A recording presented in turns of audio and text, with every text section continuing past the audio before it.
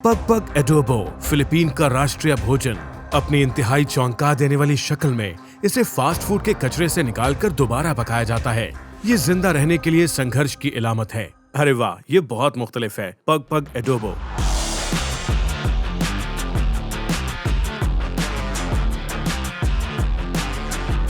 एडोबो खुद में एक मुश्किल डिश है जिसे मैं भी समझने की कोशिश कर रहा हूँ। इसलिए आज मैं इसके हर पहलू को समझ रहा हूँ। इसके क्लासिक रोजमर्रा के बाजारी एडोबो से लेकर उस एडोबो तक जो नौआबादियात के वक्त सामने आई। ये फ्लेवर से भरा हुआ है। सही कहा आपने, ये वाकई बढ़िया है। ये सब कुछ पग पग की तल्ख हकीकत की तरफ ले जाता है। ये एपिसोड फिलीपीन की अनऑफिशियल नेशनल डिश के जौहर को समझने के लिए मेरा एक सफर है। आज सुबह हम एक ऐसी डिश खाएंगे जिसे मैं मनीला की अपनी पिछली यात्रा के बाद से दोबारा खाने की ख्वाहिश कर रहा हूँ, और ये है एडोबो। ये एक उम्दा फिलिपिनो डिश है और शेफ टीटो मुझे मैरिकीना मार्केट में वापस ले आए हैं, जहाँ हम उनकी पसंद की जगह से ये डिश खाएंगे।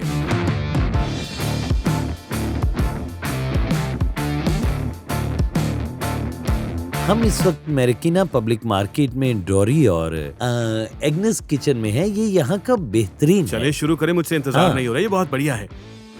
मैं तो पहले सॉस चखूंगा। जी जी, चखते हैं। अच्छा है ये वाकई बढ़िया है। हाँ बिल्कुल। ये कुछ ऐसे है जैसे लगभग एक मीठी और सिरके वाली ग्रेवी हो। हाँ, आपको सिरके का स्वाद आ रहा है। जी हाँ, बिल्कुल सही। बहरहाल यही एक चीज है जो मुझे फौरी तौर पर बताती है कि मैं कुछ फिलिपिनो खा रहा हूँ। इसमें जो सिरके का स्वाद है। हाँ, ये चिकन एडोबो है। एडोबो एक फिलिपिनो डिश है और मेरे ख्याल में इसकी शुरुआत स्पेन से हुई थी और ये खुराक को महफूज करने का एक तरीका है। ओह वाह, मुझे लगा मैं चिकन खा रहा हूँ, लेकिन ये आलू था। मुझे इसका एहसास तक नहीं हुआ। तो इसे बनाने के लिए इसमें सब्जियां भी मिलाई जाती हैं। कुछ सूबों में इसमें केला डालते हैं। ओह अच्छा। जी हाँ, पारंपरिक एडोबो जैसा कि हमें पता है स्पेन से है। उन्होंने बुनियादी तौर पर खाने को महफूज रखने के लिए सिरका, नमक और लहसुन का इस्तेमाल किया। बुनियादी तौर पर खाने को महफूज करने के लिए। अब देखिए, शायद इसमें एक अलग बात ये है कि जी हाँ, ये नमक और सिरके के साथ प्रिजर्वेशन मेथड है। फिर फिलिपीन के लोगों ने इस तकनीक को अपनाया। जी हाँ, और ये फिलिपिनो डिश बन गई। और देखिए, जंग तक उन्होंने सिर्फ सिरके और नमक का ही इस्तेमाल किया, जब तक कि चीनी लोगों ने आकर हमें सोया सॉस के बारे में नहीं बताया। और देखें, ये गोश्त कमाल का नरम है। हाँ, ये तो है। क्या इसे आहिस्ता आहिस्ता पकाया जाता है, क्योंकि ये मुकम्मल पका हुआ है? चिकन एडोबो को बनाने में लगभग 15 मिनट लगते हैं। लेकिन वो जो कर रहे हैं वो दरअसल सॉस को गाढ़ा कर रहे हैं। हल्का सा सॉस और ये पक जाता है। ये सॉस इतनी क्रीमी कैसे है? हाँ, आप ठीक कह रहे हैं। वाकई मैं इसे मगरबी वजाहत देने की कोशिश कर रहा हूँ, और मैं ये कहूँगा कि इसका स्वाद बीफ स्टू जैसा लगता है, ये जानते हुए भी कि ये चिकन है। ये सॉस में कमी लाने की वजह से है।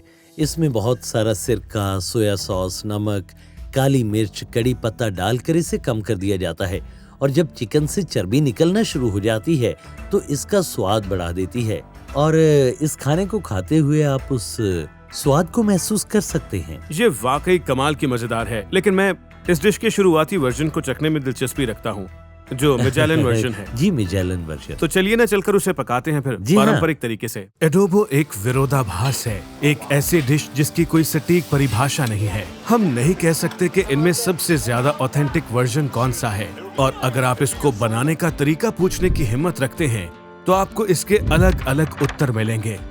एडोबो में सिरका, सोया सॉस, कड़ी पत्ते, लहसुन और काली मिर्च होती है।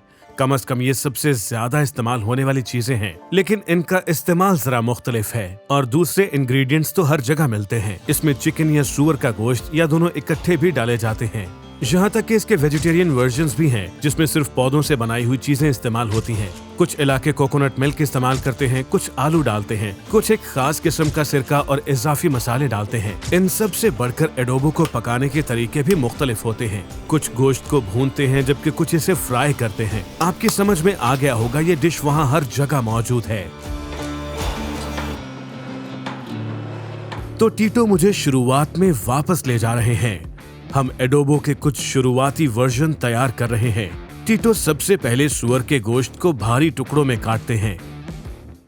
वो पारंपरिक पैलियो या मिट्टी के बर्तन में तेल लगाते हैं और सुअर का गोश्त डालते हैं। इसके बाद वो काली मिर्च, लहसुन, कड़ी पत्ते, मोटा समुद्री नमक डालते हैं और बड़ी मात्रा में सिरका डालकर इसे पकाना शुरू कर देते हैं। मिट्टी का बर्तन या पैलियो इसे सूबे में अब भी इस्तेमाल किया जाता है। पैलियो या मिट्टी के बर्तन में खाना पकाने से स्टील के आम बर्तनों से ज्यादा देर तक गर्मी बरकरार रहती है। हम इसे उस वक्त तक उबालते हैं जब तक कि तेल ऊपर ना आ जाए और गोश्त ब्राउनिश कलर का ना हो जाए, और तब ये पक जाता है।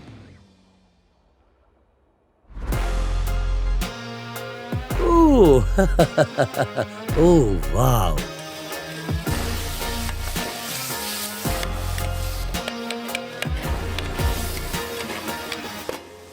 अरे ये तो बहुत गर्म है। वाह, ये तो कमाल हो गया। इसमें सोया सॉस की वाज़ेह कमी है। सोया सॉस नहीं डाला। ये प्रेशर में पके गोश्त की तरह है ना? हाँ बिल्कुल। ये सुअर है। हाँ मैं कल्पना कर सकता हूँ कि कितना मजा आने वाला है। चलिए चखते हैं ठीक है। इसे। यहाँ पर तो ये फोक्स आपके की लिए। बड़ी फौज है। ये कितनी कमाल की बात है। आप इसमें सिरके की ग्रेवी को देख सकते हैं और हाँ। ये उस सॉस की उस मोटी स्याह भूरी ग्रेवी जैसी नहीं है। ओह वाह, ये तो बहुत नरम है। चलें खाते हैं। अरे वाह, हाँ कमाल है। देखें गोश्त कितना अच्छा गला हुआ है। हालांकि हमारे सामने ये सब कुछ हुआ है, इसे बहुत देर तक हल्की आंच पर नहीं पकाया गया। हाँ 30 मिनट। बस 30 मिनट। ये बड़े आराम से टूट रहा है। ये बड़ी जबरदस्त बात है और इसमें हर चीज का स्वाद आ रहा है। सिरका, जी कड़ी हाँ। पत्ते, काली मिर्च। लहसुन भी है। जी हाँ, लहसुन भी। यकीनी तौर पर लहसुन है। इस मिट्टी के बर्तन के अंदर नजर डालें, इसमें खाने का स्वाद वही है, बिल्कुल दूसरे बर्तनों की तरह जो हम इस्तेमाल करते हैं। तो ये वो एडोबो है जिसे हम कॉलोनियल युग का एडोबो कहेंगे। हाँ यही है। इसमें अनोखा क्या है? ये खाना महफूज करने के लिए है। अच्छा। ताकि ये ज्यादा देर तक चले। अगर इसे फ्रिज में रखकर छोड़ दूं तो ये कई महीनों तक चलेगा। मैं कल्पना कर सकता हूँ कि उस वक्त रेफ्रिजरेशन की काफी कमी थी। हाँ तो इसका स्वाद और अफादियत बराबर जरूरी थे। जी हाँ, आपने इसके बारे में बिल्कुल सही कहा है। ठीक है। अरे ये चर्बी आ गई। ओ वाह, ये कमाल की बात है कि इसमें सुअर का स्वाद कितना ज्यादा आ रहा है। ये इतना अच्छा है कि मैं ग्रिल्ड सुअर के साथ इसका कंपैरिजन कर सकता हूँ, मैरिनेटेड ग्रिल्ड सुअर के साथ। यूं भी लगता है कि ये भुना हुआ होगा, लेकिन ये वाकई मैरिनेटेड गोश्त की तरह है। जो हमने बाजार से खाया था, आपको याद है ना, वो एडोबो का कमर्शियल वर्जन है। ये वाला थैंक्सगिविंग, क्रिसमस, सालगिरह और ऐसे ही खास मौकों के लिए तैयार किया जाता है। मार्केट में वो ज्यादा सॉस बनाने के लिए सोया सॉस का इस्तेमाल करते हैं। तो ये फिलीपीन की तारीख में आगे हाँ। कैसे आया चाइनीज प्रभाव। और फिर चीजें बदलना शुरू हो गईं। जी हाँ बिल्कुल।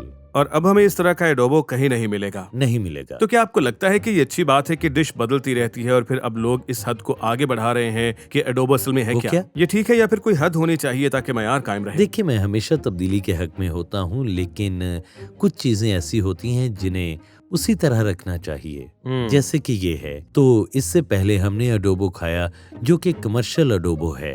पारंपरिक एडोबो खाना चाहते हैं तो ये आपके सामने पड़ा है। इनमें कोई बड़ा फर्क नहीं है। ये सब के सब एडोबो हैं। बस ये देखने की जरूरत होती है कि आपने कौन सा एडोबो खाना है। साउथ में जो एडोबो है वो क्रीमी एडोबो होता है जिसमें कोकोनट मिल्क डालते हैं।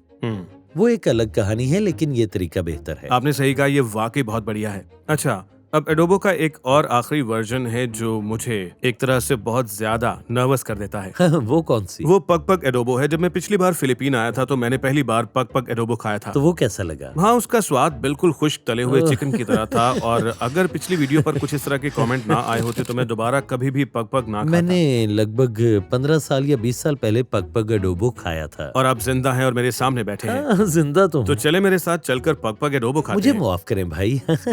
आप खुद ही इसे खाएं। भला हो आपका। धन्यवाद। मुझे तो वो खाना है।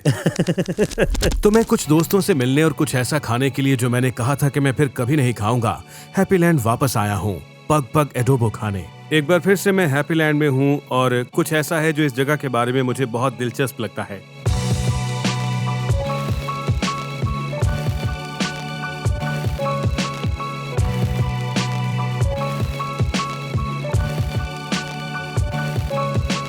कुछ अजीबोगरीब अंदाज में पग पग एडोबो पकाने का बेहतरीन तरीका हो सकता है, जो पहले वक्तों में आलूदगी से लड़ने के लिए इस्तेमाल होने वाली तकनीक थी।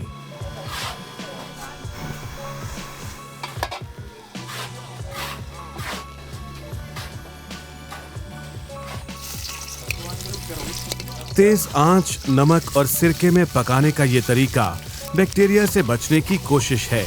मैं किसी तरह ये दावा नहीं कर रहा कि ये महफूज है, लेकिन जब बात पग पग की हो तो आप इसे बिल्कुल खाना नहीं चाहेंगे।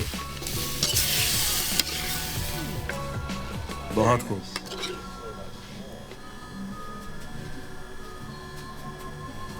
हे लुइस, बताइए कैसे हैं आप?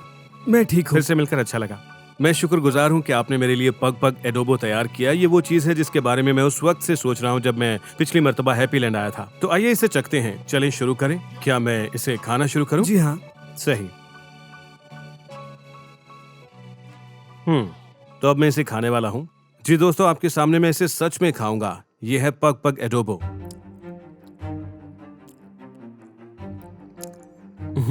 तो कमाल है ये। जानते हैं, ये पिछली बार से काफी अलग है जब मैंने यहाँ पर पग पग का जोलीबी वर्जन खाया था। पिछली बार मुझे काफी तनकीद का सामना करना पड़ा था क्योंकि मेरे पास पग पग का एक बहुत ही गोश्त से भरा हुआ टुकड़ा था और आज ये पग पग एडोबो है। इसमें भी उसी तरह कमाल नमक और सिरके का स्वाद है और ये उस एडोबो जैसा नहीं है जो हमने मार्केट में खाया था, ये तो यकीनी बात है। और हम चिकन के जोड़ों के अंदर और इसके आसपास रह जाने वाले चिकन के बाकी हिस्सों को हड्डियों पर से उतार कर खा रहे हैं। इसमें वाकई बहुत तेज नमकीन स्वाद है। मैं समझता हूँ कि ये महफूज करने का तरीका ये सिरका और नमक हो सकता है कि इसे थोड़ा कम खतरनाक बनाता है। इन्होंने आज सुबह 80 किलो कूड़ा बेचा जो इन्होंने जमा किया था और इन्होंने सैकड़ों किलो कूड़ा छांटा होगा और तब इन्हें ये खाना मिला है। एक और टुकड़ा खा लूं, फिर लुइस के लाइफस्टाइल के बारे में और जानेंगे। देखें, आपको ये जानकर हैरत होगी, ये काफी रसीला है। इसमें चिकन की अच्छी मात्रा है। इसका स्वाद बिल्कुल मुख्तलिफ है। इसका स्वाद लगभग चिकन के सालन की तरह है। ये वाकई बहुत बढ़िया है। बस अगर आप इसे जमा करते और धोते हुए देखें तो आपको काफी अजीब लगेगा, लेकिन जब आप इसे चखते हैं तो ये आपको अच्छा लगता है। पर अगर आप किसी को ये बताए बगैर पेश करें कि ये क्या है तो फिर तो उसे अच्छा लगेगा। ये नमकीन चिकन एडोबो जैसा होगा, लगभग चिकन स्टू की तरह। लुइस, धन्यवाद ये बनाने के लिए। आमतौर पर आप कितनी बार ये खाना खाते हैं? हर दूसरे दिन। हर दूसरे दिन? जी हाँ। और ये आपको मिलता कहाँ से है? मैं इसे कूड़े में से ढूंढता हूँ जो फास्ट फूड की दुकानों से आता है। क्या ये वाकई हैप्पीलैंड में बहुत आम है? क्या सब इसे खाते हैं? नहीं, सब लोग नहीं खाते। सिर्फ चंद लोग खाते हैं? जी, चंद लोग। मुझे ये बहुत पसंद है। आपको बहुत पसंद है? जी हाँ। आपने कभी इसे बेचा है या अपने लिए ही बनाते हैं? बस अपने लिए। कभी बेचा नहीं? बिल्कुल नहीं। बनाकर खुद ही खाते हैं? जी हाँ। दोस्तों और पड़ोसियों को भी देते हैं? नहीं। अच्छा, बस अपने लिए? अपने लिए बनाता हूँ। तो आप दिन के किस वक्त में ये प्लास्टिक और गत्ते और इस किस्म का सामान इकट्ठा करना शुरू करते हैं? सुबह 3 बजे से लेकर 9 बजे तक। कितनी उम्र में आपने शुरू किया? 17 साल की उम्र में। 17 साल? जी। मेरा अभी ध्यान गया है। अगर बुरा ना माने तो बताएंगे कि आपकी टांग को क्या हुआ है? जब मैं 5 साल का था तो एक ट्रक के साथ मेरा एक्सीडेंट हो गया था। और एक टांग के बगैर जिंदगी का आदी होने में कितना समय लगा? 2 साल। 2 साल लग गए? जी हाँ। तो एक टांग के साथ कचरा इकट्ठा करने के लिए शहर के आसपास जाना मुश्किल होता होगा ना? नहीं। नहीं? जी हाँ। आप तो अब साइकिल चलाते हैं ना? जी। एक टांग के साथ? जी। आप ठीक हैं? नहीं। आप ठीक नहीं हैं? हाँ। हैप्पीलैंड में रहना आपको पसंद है? हाँ। आप यहाँ से निकलना चाहते हैं या नहीं? नहीं। वाकई आपका बहुत धन्यवाद कि आपने मेरे लिए ये पग पग एडोबो बनाया और अपना लाइफस्टाइल मेरे साथ शेयर किया। धन्यवाद। आपका भी धन्यवाद। ये वीडियो देखने के लिए आपका बहुत बहुत धन्यवाद। अगर आपने एंजॉय किया है तो लाइक करें और सब्सक्राइब करें। फिलिपिनो सीरीज की कुछ और वीडियोस आपके लिए जल्द आने वाली हैं और साथ ही साथ हम टवी टवी आइलैंड का ट्रिप भी करेंगे जो कि साउथ में है, लेकिन अगले हफ्ते हम फिर से हैप्पीलैंड जाएंगे ताकि लुई और उसके लाइफस्टाइल के बारे में मजीद जान सकें। हमारे साथ बने रहिएगा। देखने के लिए धन्यवाद। Good bye.